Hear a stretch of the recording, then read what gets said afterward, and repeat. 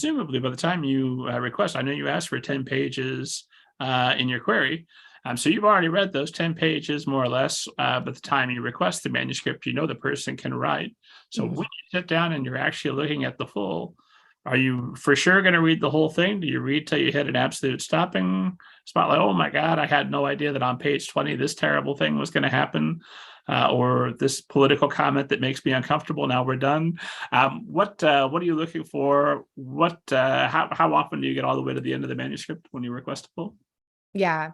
Well, it's hard to say, like, I am and this is true for like my personal life and my professional life. Like, I am a big advocate of like not finishing a book that you are not enjoying. And I know some people are like, no, you have to read to the end. I know a lot of people who will always read to the end of a book, even if they're not particularly enjoying the experience. I've just, in both my personal life, like if I pick up a book from the bookstore and I'm, 50, 100 pages in, and I'm not having a good time. I will put that book down, because to be honest, I just think life's too short. And I also just think that's not a metric, or it's not like a judgment on the book's value, because there are readers out there for that book. I'm just not one of them. Right. And so it's not like a judgment. It's just like, it's not for me. And so that's how I often kind of feel about reading fulls too, is like, there's a lot of times where I'm like 100 pages into things and I'm like, this is really cool. Like, there's a lot of interesting aspects to the world building. Like, I could see my colleagues really digging this. And sometimes I do share it with them at that point, because I can tell it's like, for whatever reason, it's just like, I don't have, one of the things that I often can, like, I'll know something is for me is when I'm reading it and I'm already like, have all these ideas. Like, I'm starting to be like, what if this happened? And like, the pacing feels a little off in this section, but what if we did this? Like, when I'm already generating ideas for an author who's not even my client, like, that's a good sign.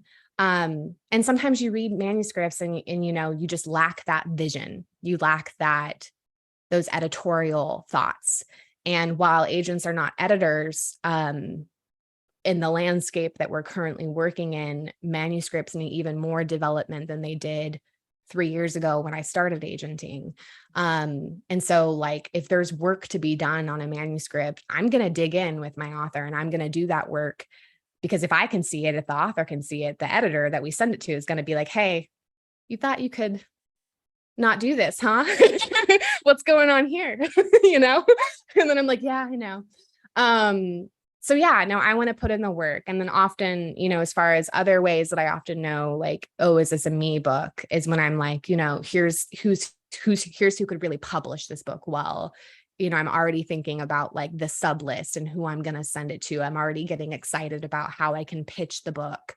So those are often indicators to me that like, this is probably one of my people. And then, yeah, like it's hard to give us like a stat on how often I read to the end.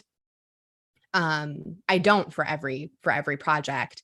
But the ones where I feel confident that like, this author is talented, their confidence of their writing is there, the concept is strong, that doesn't mean it doesn't need work, but it's very solid and there's a lot of potential there.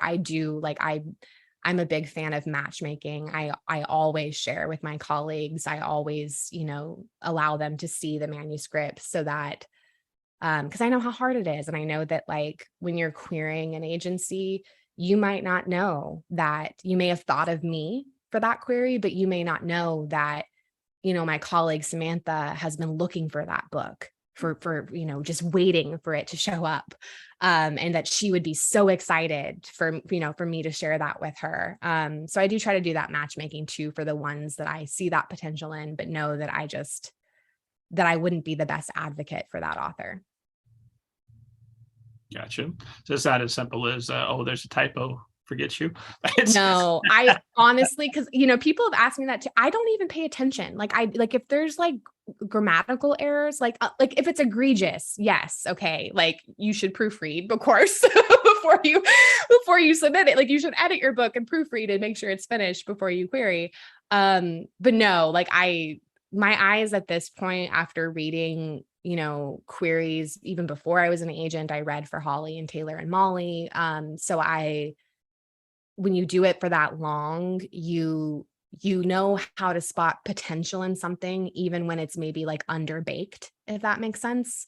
Um, and I just think there's no point in worrying about like where the comma goes when the chances are that like, you know, that's why proofreaders exist. And while we work on the book and while you work on it with your editor, there's going to be lots of changes. And of course, that's going to introduce like typos and stuff like that. You're moving things around and it's not going to be perfect at first. And that's why we have like those extra set of eyes, like the copy editor, the proofreader, who are there to like, their job is to like make sure that you look good. Right. So yeah.